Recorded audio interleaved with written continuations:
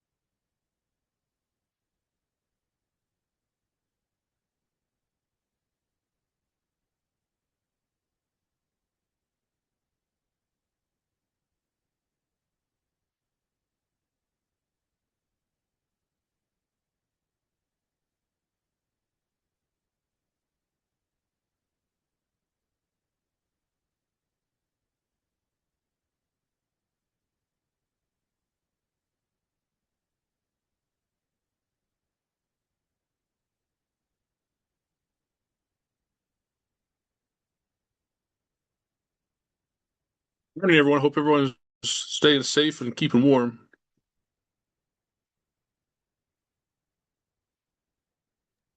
Absolutely.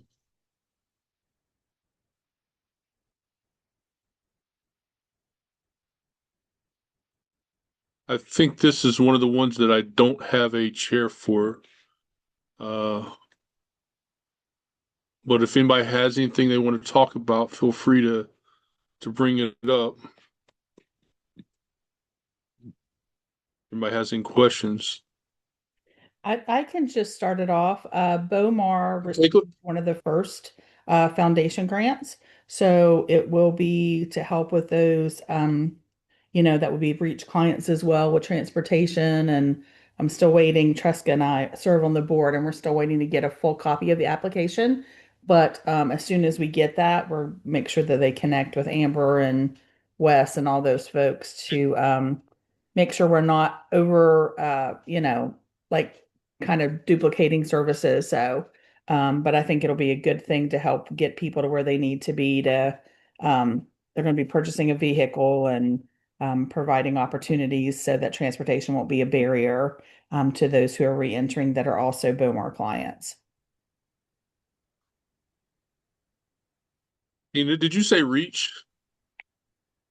Yes, BOMAR and Reach clients, they'll overlap. Yeah. Okay, that might be what Amber was talking to me one day about uh, transporting people, so that might be what she meant. Yeah, yeah. So they're based right there in Ripley. So as soon as we find out more, we'll let you guys know for sure. But they were happy to receive that funding.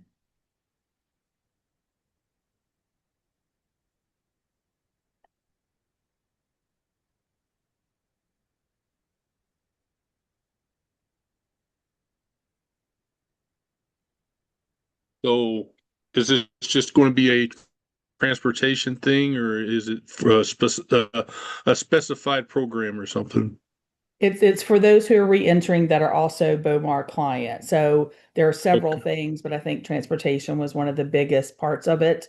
But Tresca and I helped work on the initial grant, but I'm not sure exactly all that was submitted. So as soon as we get that, we'll let you guys know. It'll be wraparound services and everything that BOMAR already does in addition to transportation. Okay. It was my understanding that the transportation was going to focus on getting them to and from any meetings, court hearings, Yeah. drug court specifically. A lot of the BOMAR clients are drug court clients that struggle with transportation, Medicaid assisted treatment meetings, anything that goes along with reentry, but also their substance use needs.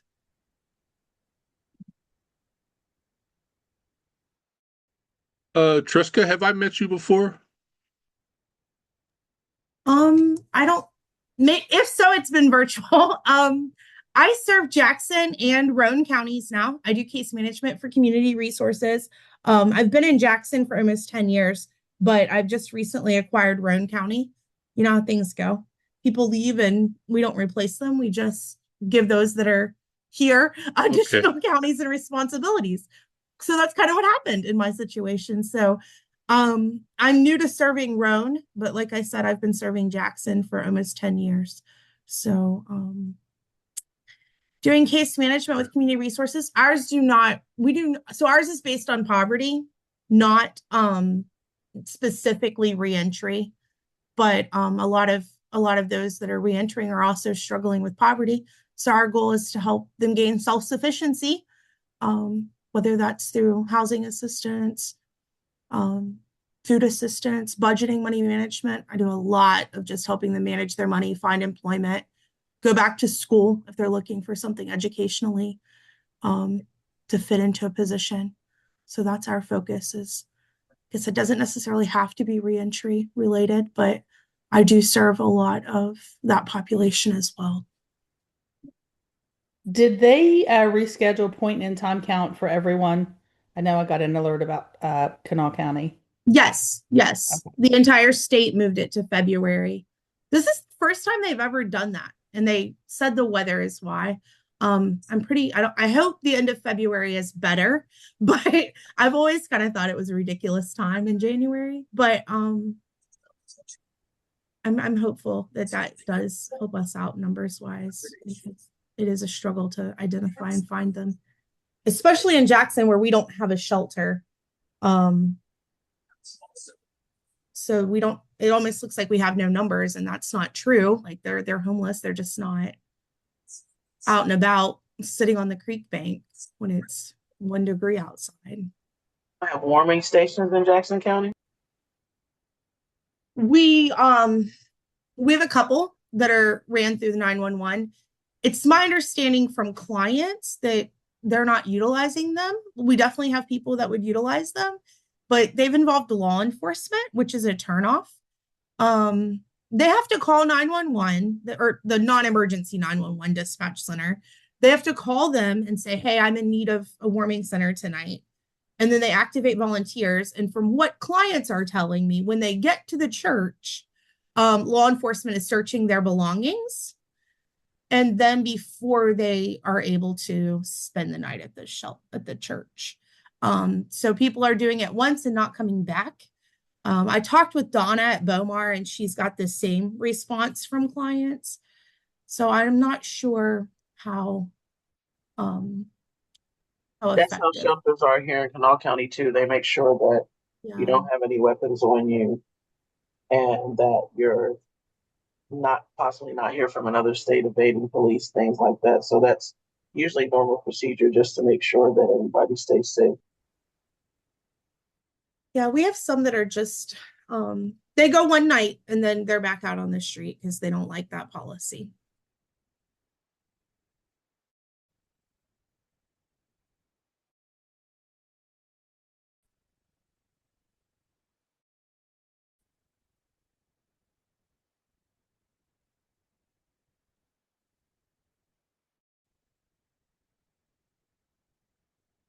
Ramey, I don't think I've seen you here before.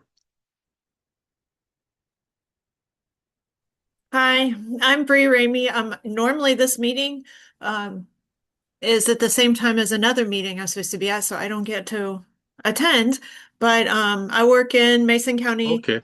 a lot with our FRN and Prevention Coalition and our Family Support Center there. The program I work for has a lot of young parents in it, many of whom one parent has been in and out of jail or is in and out of jail. So I wanted to attend today and see what was up. Well, I've been with the Reach Initiative since April, and this is one of the councils that we have that does not have a chair. So we don't normally have a lot of people here. Normally it's just me, Tina, Aaliyah, and sometimes Ms. Brown. So I'm happy to see everybody here. And if anybody would know anybody in the counties that's covered that would like to take over as chair or volunteer as the chair, they can reach out to me at any time. My contact information is in the chat there. I'm not sure. From everything I've been told, someone is going to take over this position of reach, and I'm going to start working strictly with as a reentry navigator. But I've been doing both for probably about 6 months now, and so it's kind of difficult at times to uh, do the reentry navigator because I got to meet with clients and I have to stop everything to do the meetings. But I like doing both, so either way, I'm okay with whatever they have me doing. Hey, Jonathan, did But I'm glad to Christian have give you, everyone here. Okay, go ahead, Danica. Sorry. did Christian give you the spreadsheet that she made for all of the reentry councils? Uh, I was not given nothing. I've been trying to find all of the I stuff think I have it. that's in there, I'll but send everybody it to keeps you talking about it. because I think there's Say resources again? for this. I think I have it. If I do, I'll send it to you because I'm pretty sure there's resources for this county for people who are attending this meeting in it. I'll look and I'll send it to you. Okay. I would definitely welcome anything. Uh, we have a Google Drive with Reach, and there's a lot of stuff in there, but me having the time to find everything, that's my problem. But I know I'm going to have to go through it one day and get all the stuff because everybody keeps talking about it, but I've never seen it. And so, and I'm sure it's in the Google Drive somewhere. Give me just a second. I think I have.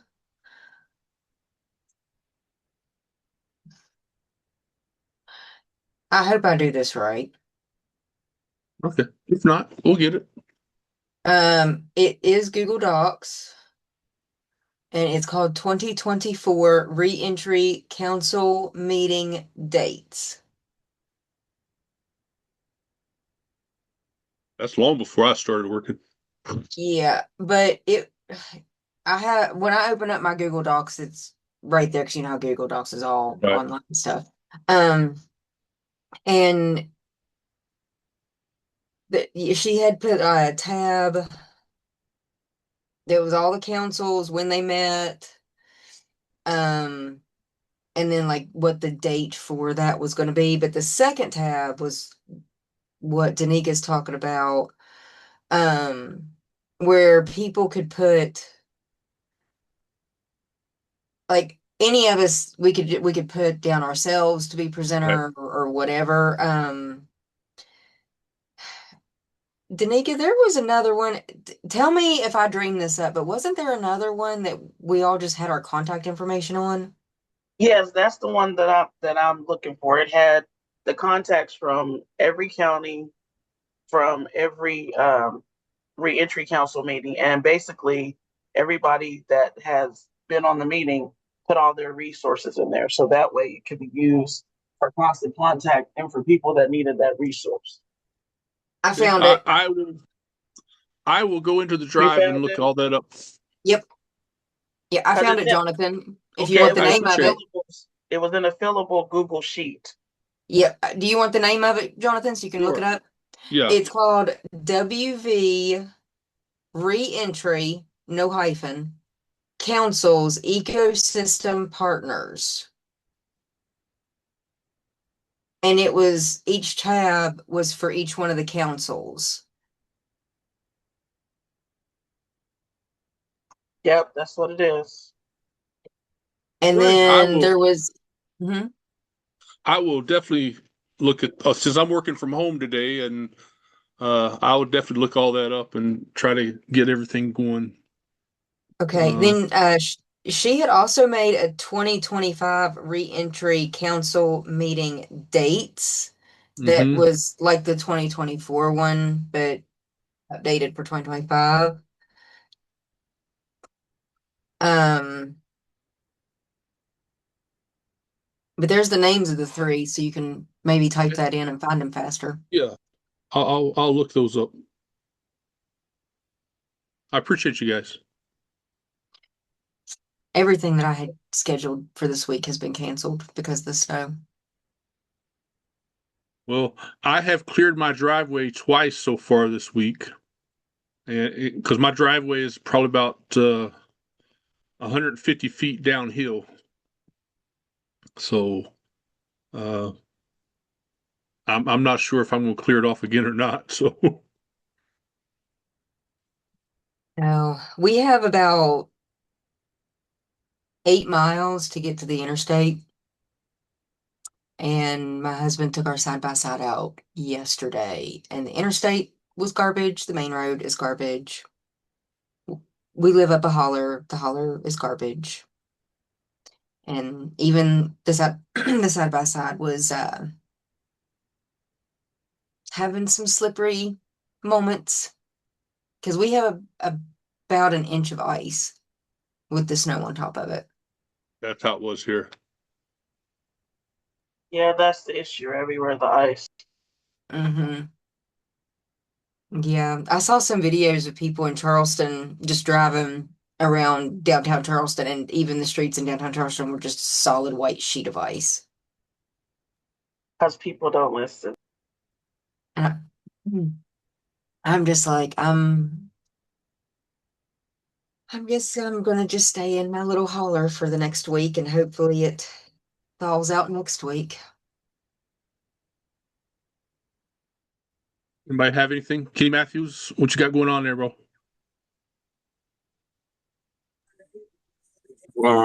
Just usual stuff.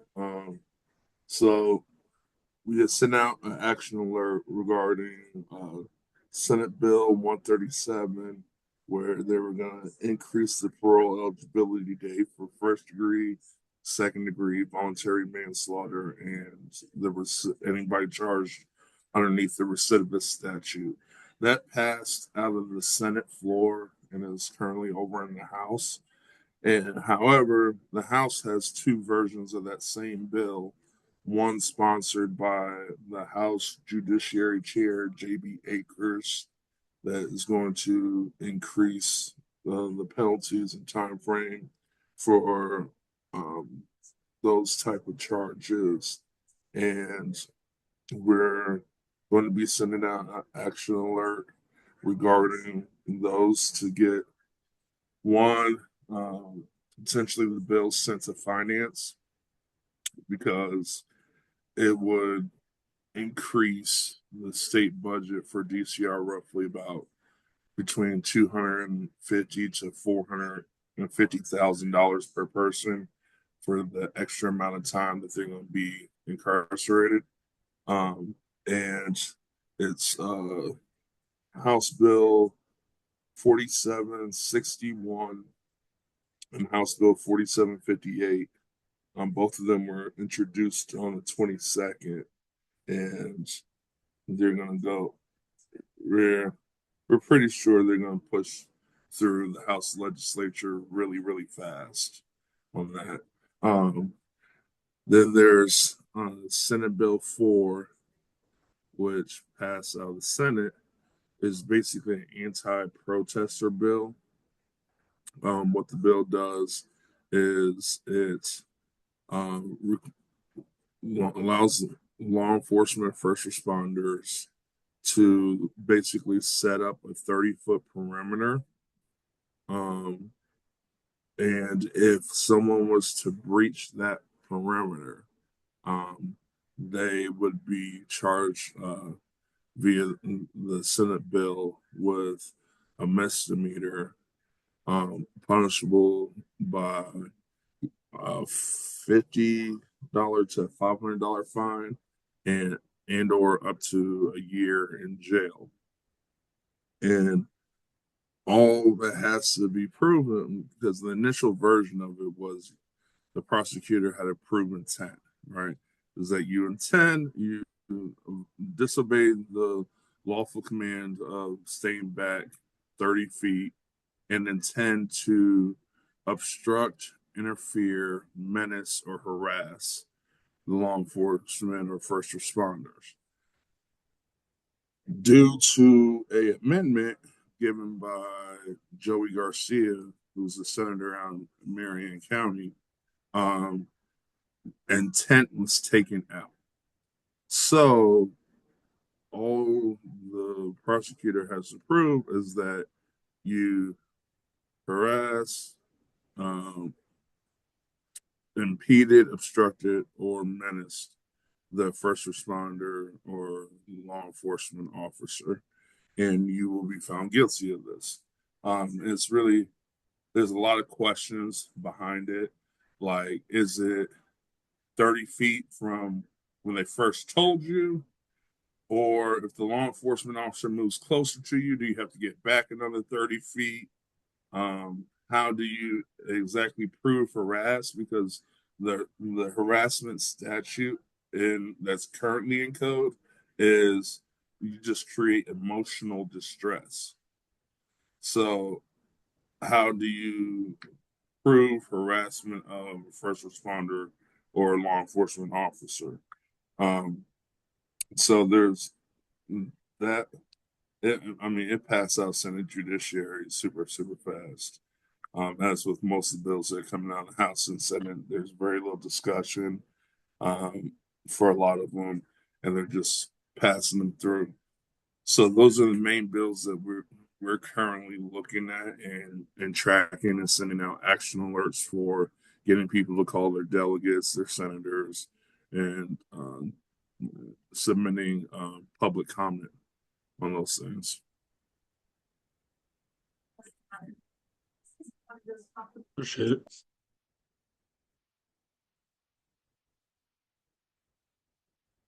And I know we're pretty much all snowed in and everything right now. But has anybody got any events coming up that they'd like to put out?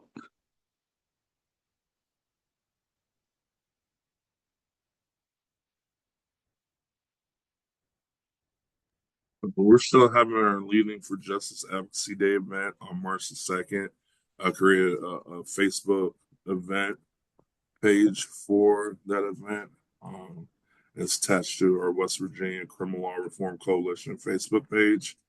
And yeah, we're trying to get as many people as possible to show up to the Capitol and to advocate against a lot of these policies and try to get them killed before crossover day. It is crossover day, Kenny. Last day for the bills to get put on third reading is March the 4th. Okay.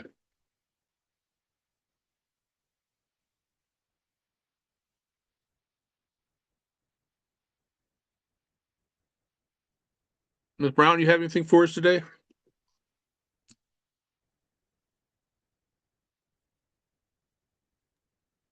No, I don't have any updates, but after this meeting, I do need to speak with Miss Aaliyah because something that she mentioned in our previous meeting might be helpful in the situation that I have. So I'll probably reach out to her after this meeting. Yeah. Aaliyah, you have anything?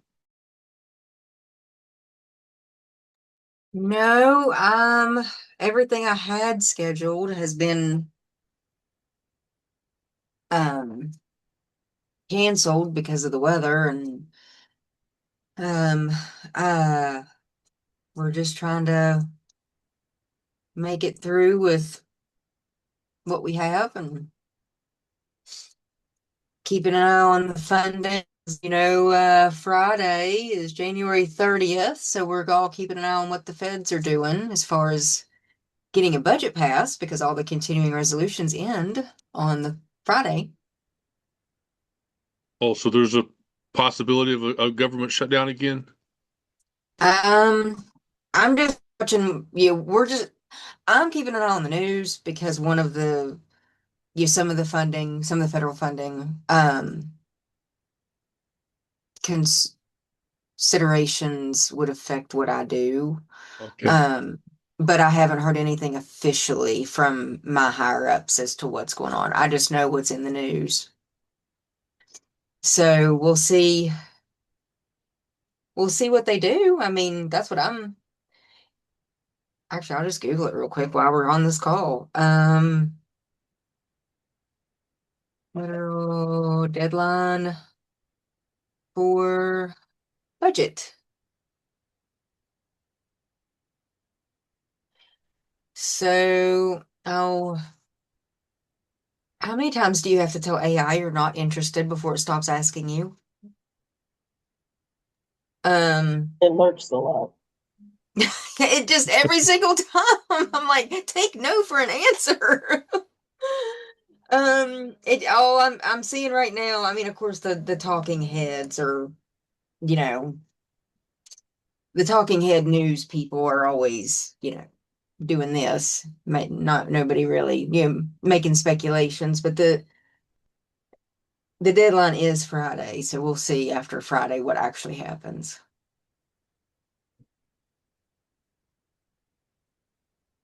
Miss Rainey, you have anything?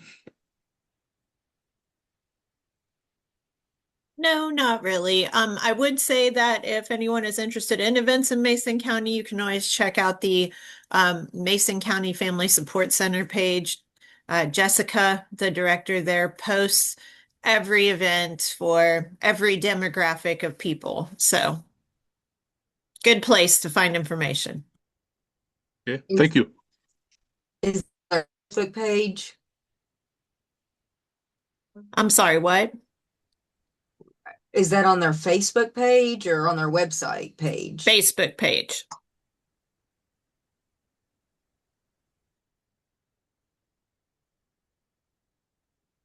Ms. Dunbar, you have anything else?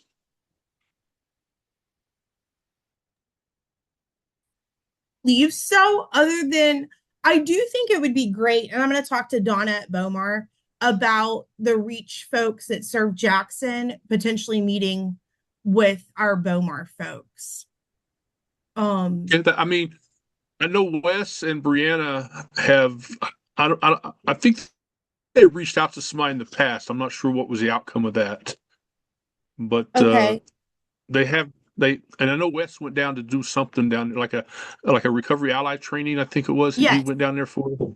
Yeah, so Well, I I don't know know. they He was have at been. he was at our he was at our recovery event Might have down been a here in recovery event. September.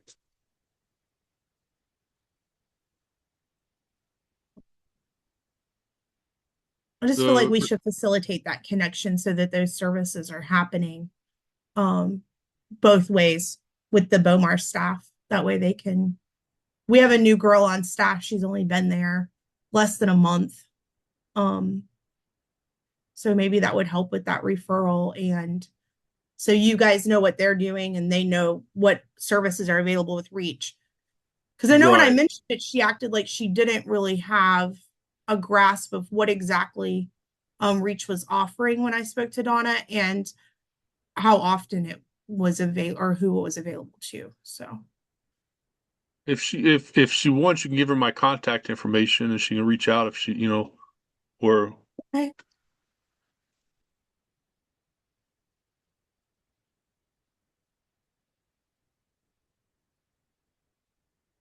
Tina, you have anything else? The only other thing is that we were supposed to start our sequential intercept mapping today Uh-huh. in Putnam, but we're going to reschedule that probably for mid-February.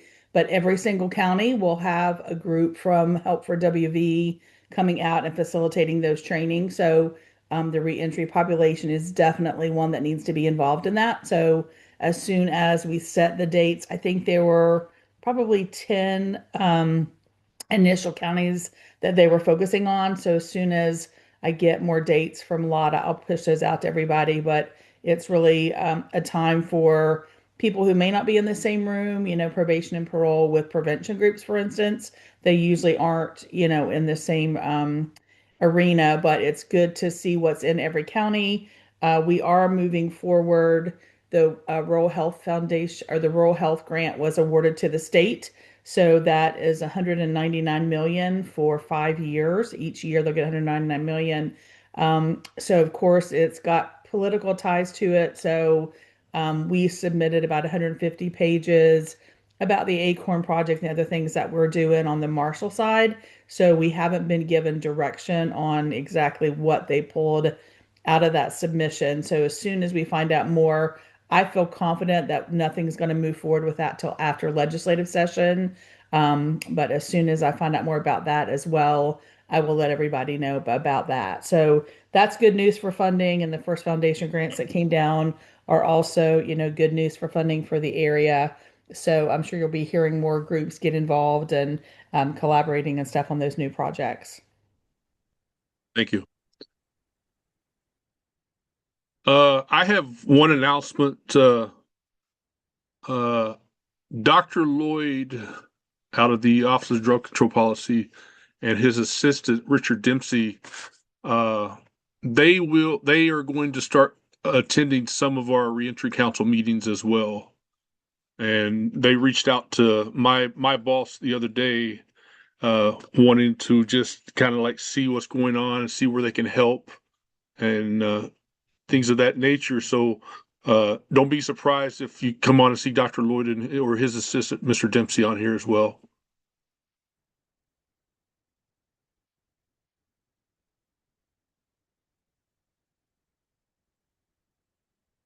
Well, if no one has anything else, I will give you back 30 more minutes of your day. Y'all stay safe, stay warm, and I'll see you next month. Go Bye. ahead, Thank you.